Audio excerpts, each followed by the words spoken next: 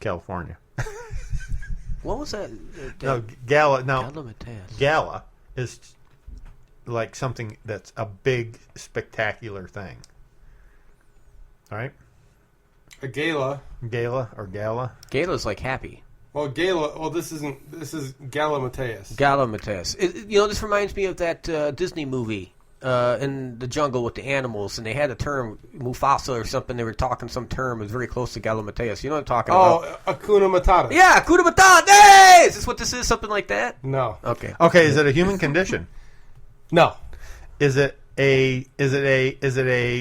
animal, mineral, or vegetable? None of the above. Is it an action? Yes. Ah. All right, now, is this a Spanish word? Not that I know of. Okay. Can you use it in a sentence, sir? It is an English word. Okay, can you use it in a sentence, though? Please. We often engage in Gala Mateus on Let's Talk Ghosts. Banter. No. Gala Mateus. We talk about the paranormal picnic. Yes. Gala Mateus is us talking about the paranormal picnic. That is the definition out of Webster's dictionary. Yeah. It's talking. No. It's bantering. It's talking about. It's entertaining. No. Talking about. Action. Does have to do with talking. I'm laughing. Does it have to do with laughter? No. Oh. We talk. But, I mean, it could cause laughter. It could cause laughter. Joke telling. No. We make mistakes. Sarcasm. No. An action. We accidentally say stupid stuff. You're getting there. Oh, That's boy. There you every go. show. That's basically it. Is it really? Huh. Stupid, meaningless talk.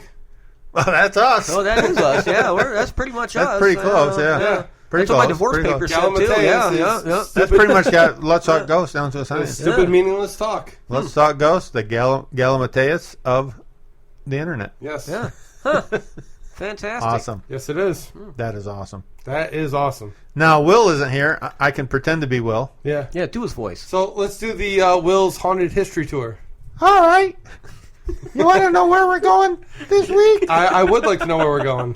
We're going to Owego, New York, the home of Let's Talk Ghosts. And if you come out Saturday, July 25th, we are having the paranormal picnic, and it will be very spooky. Thank you, Will. Yes, thank you, Will, for your... You're welcome, all. Oh, he's going to kill me. Yeah, pretty much. Pretty much. Yeah. It's all right. What did you think? That was good. That was very good. Yes, Yeah. I thought so. Yeah, very good. That was a spot on, yeah. We'll have to have Impression. Will give us his... His thoughts on the impression. Yes. Okay, now let's get serious. Let's get serious. Do we ever get serious? No, not very often. Now, you said you had something you wanted to discuss. I got a couple things. Okay, well, make it long because we got 20 minutes. All right, well, we're going to start out with this. In a prior life, I was a manager for Sam's Club, which I think I told you guys before. I was the third shift manager. I received and... Oh, and you were killed by the fork truck accident. Yeah, the forklift accident, right. And you were killed, yes. And we had 8 forklifts at one point, if I remember correctly, 8 of them. And they were from Raymond Corporation, which is a local business here in the southern tier. And we loved those lifts. They could lift a lot. We were all very used to them. Great lifts. All right. Yes. Then one day, Sam's Club corporate came in, and they said, "You're getting crown lifts. We're going to sell your Raymonds and you're getting crown." Okay. And of course, we threw some objections to this because the Raymond people are our members, the local business. We want to take care of them. They take care of us. We take care of them. And Sam's Club corporate was like, Walmart Inc. like, no, F you. We have a national contract, and we're going to go with crowns. So you're getting crown lifts. So we were all pretty depressed about it. So we lost our awesome lifts. Instead of getting 8 brand new lifts like we had before, they gave us 5. So we had less lifts to begin with. And not only that, everything was different. They steer different. Now, I don't know if you've been on a forklift before, but you use a little dial like this and stand up to Right. turn. Yep, okay, I've seen those, these yeah. are completely different. Everything's different on these things. And they couldn't lift as much on top of it. Is that when you were killed? Yes, exactly.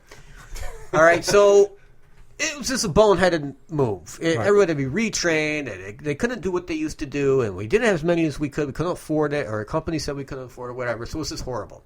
So now, moving to present day, okay, hypothetically speaking, One day, I come into an email, or someone like me comes to an email at work. We're getting new computers. Oh, I was like, oh, fantastic. All right. And they're not PCs, though. These are going to be iMacs. I'm like, oh, okay. So 2 days later, here we get our new machines, and they're a square about this big, hypothetically speaking. And they bring in people to train us on these things because it is completely different. It's not even remotely close to what I was used to or anybody else in If your you go office. from PC to Mac, you are... We were lost. Talk about productivity being killed. Right. You know, I mean, it was... For $500 a pop, I could not see the logic, plus whatever we had to pay to people to come in and I'll bet train they paid us. more than $500 a pop. Oh, they were way more than $500. Well, whatever. All I'm saying... They're probably more like $1,600 a pop. Yeah. Whatever they were, it was just... to me, it was just a ridiculously boneheaded move, hypothetically speaking, if this ever happened. Just boneheaded. That's all I'm saying. Okay, now moving on to the real stuff. Had to get that off my chest. Was that a rant? Well, I've Yes, it I've was. never seen companies go from PC to Mac. I mean, because you're not doing They graphic rarely do design that. or anything. Oh, this is what's great about this. We spend 90% of our time between the computer and the phone. That's what I do. Right. Our phones haven't worked right in 2 years. So you can call somebody, or hypothetically speaking, I'm all hypothetically speaking here. You could call somebody hypothetically on these phone lines and get dead air. You're talking to someone who blows blank for about 10 seconds, and then they get pissed off because they think you're ignoring them. Right. You know? Oh, They're yeah, like, it's a hello, wonderful. hello, Yeah. yeah. But I got a new computer, thanks! Okay. I'm on a phone! Okay. Especially when the old computers were probably working just fine, weren't they? Yeah. No, they were. They were working great. They were working great. Instead, I think they were faster, but that's just my opinion. Hypothetically. Hypothetically. And hypothetically, I'm not a big fan of Apple, so I like PCs. Yeah. Me too. Yeah. Me too. Everybody in the office grew up on PC. They all know the switch. Let's just switch everything. Let's just. It's like taking somebody. Oh, I can't use that analogy. I think you need some Xanax or something. Xanax? Xanax, that's what it is. Yeah, I'm on a roll with this. Okay, I got to stop the hypothetically Anyways. bashing. Yes, to actual paranormal stuff. Yes, paranormal stuff. Moving on away from that. Okay, so Sasquatch-related stuff. Now, I was kind of bored out of my mind one day at home. I was actually sick. I wasn't bored, but I was sick, and I was on the internet looking for new information. And I came across this beautiful landscape, and it was in Alaska, and it was called Port Locks, Alaska. Okay? And I remember everybody, Port Locks, Alaska. Look it up. It turns out this is a ghost town, abandoned town. And, like a gold town or something? Like a gold rush town or something? It was a big cannery at one point in like the 1800s and the early 1900s. A big cannery operation in Alaska. Now, the only way to get to this location now is either by boat or by one of those planes that flies and lands on the water. I can't remember what they're called. Biplane? Pontoon boat. Yeah, pontoon boat. Or pontoon plane. Plane or whatever. They can land in the water. So this is the only two ways to get there. There's no roads. Up there, they have the little puddle jumpers where they can like get. Yeah. So anyway, it turns out the reason this town was abandoned is in the 1930s, shortly before World War II, the townsfolk all at the same time, mind you, no one stayed behind, got up and just all left. They all left. They left everything. They left their houses. They left a lot of their furniture. What they couldn't carry, they didn't take with them, and they left. Really? I'm like, this is an interesting story. I'm like, I got to find out more about this. So I started digging. And it was some stuff you could find pretty easy on the internet, but you really got to dig. And it took a few hours. And I got down to the heart of the story. And what was happening was, obviously in Alaska, you fish and you hunt. That's how you eat, especially in these remote areas. Right. And, there's not always like a price chopper. Or yeah, well, especially back in the 1930s. It was nothing like that. Yeah. So, to feed your family, you took your gun and you went out up in the mountains and did your thing and brought home food, Well, a lot of the men, the hunters, weren't coming back. They were disappearing, literally disappearing. Wow. And eventually, one or two bodies actually floated down, these big river creek things. They floated down into the village area. So some of the bodies were recovered. But some of the bodies they found up when they went actually looking in parties, they found bodies ripped limb from limb. Now, what makes the story interesting were big footprints were found, and people had actually seen a creature, they called a big hairy giant, but a Sasquatch. And the townsfolk were convinced that Bigfoot, or Bigfoots, I should say, Sasquatches, whatever, were killing these men, and they literally abandoned their entire village. Because of this reason. This is an actual fact. And to this day, that village is empty, and there's no one even close to there. Somewhere in my notes, my other book. I think I got it in my thing. The people of Alaska, they don't like to be called Eskimos. They're called Inuits. They have a name for Bigfoot. I can't. Well, there's a couple different ones. One is really hard to pronounce. Yeah, it's a really hard name. My list. I have it in my notebook, but it's a really tough name. I tried to say it a few times. Well, I mean, whether it doesn't roll off the tongue well. Whether it was polar bears killing all their hunters or whatever, if you are sending the men of your village, town, whatever out, and they aren't coming back, eventually you're going to be like, screw this, I'm out of here. Yeah. They left the cannery business. They left everything. The factories. The thing that amazes me about that story is the fact that these men are obviously going out armed. Armed, yeah. With guns, yeah. And they're not going to throw rocks at animals. They're not using bow and arrow here. And obviously these were outdoorsmen. Yeah. They weren't city slickers. These guys were men that were familiar with the land. They're tough, rough men that were used to being in this kind of environment. So for them to die that way, being torn apart by an animal or something, is pretty odd. Yeah. So my goal, actually, I have put this on my wish list of places to go. I actually have a wish list of hotbeds for Sasquatch. This one, unfortunately, is kind of higher up on the list because of the cost that would be incurred in this operation. Right. But this is definitely one of the ones I will be going to this town. I will be going there. I will be going and I will be staying at least 4 days in that area. That is my goal. So I just wanted to share that.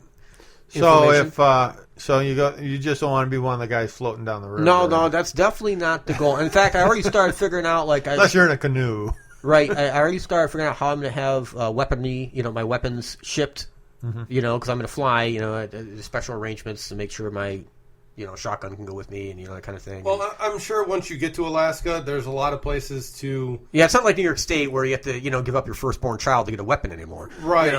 I'm sure if you flew into Alaska and it's like, hey, I'm going out to this remote area, there's places that would rent you rifles and shotguns and pretty much anything you want because... I'm pretty sure Alaska's gun laws are fairly lax. Yeah, lax compared to here. As long as you can run your name and you don't come up as a felon, they'll probably give you guns. I would think so. Yeah, especially if you're going out into the. But they're back. Yeah, that's a lot of wilderness up there. Yeah. Yep. And most Alaskans won't go out into wilderness without some kind of firearm. The interesting thing about that story is you don't hear of Bigfoot attacks very often. No, you don't. In Indian legend, you do. And there's a lot of Indian legends about, they call them, some of the Indians would refer to them in their own language as the hairy Indians or almost like a competing tribe. Right. The mountain men or the mountain gods, that kind of thing. And their territory was off limits. If you stepped in their territory, you should expect to die.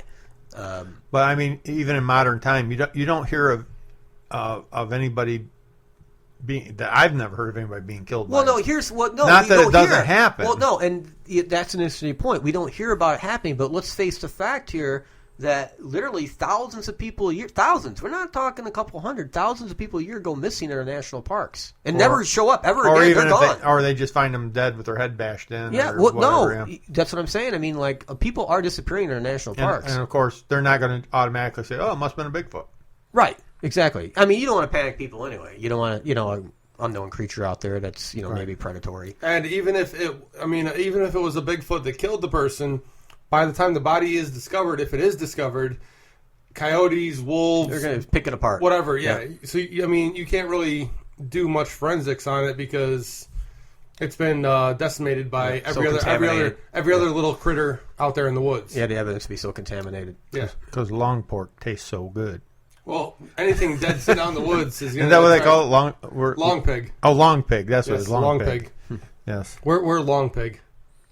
Long pig? Yeah, we're the long pigs. Oh, okay. Yes, we are long pigs. Long pigs. All right. We taste like pig. Yes.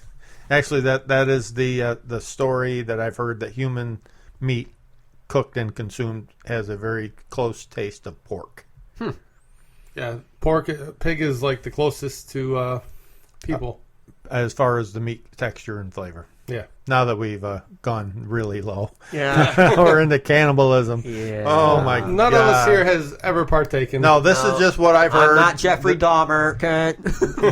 But this is what I've heard and read and stuff. That we taste porkish. Yes, we're porky.